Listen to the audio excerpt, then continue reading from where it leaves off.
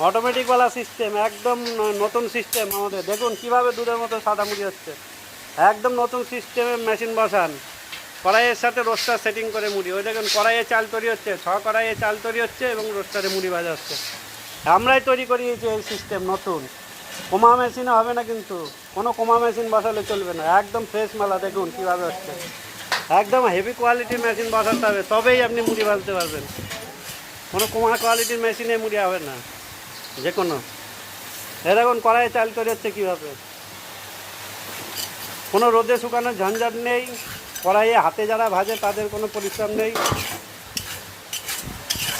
দেখুন কীভাবে চাল তৈরি করছে, সব রকমের চাল হবে এখানে, সাদা, লাল, দেশি, পাবলিক, সব রকমের চালের মুড়ি হবে এতে। চাল শেষ নাকি?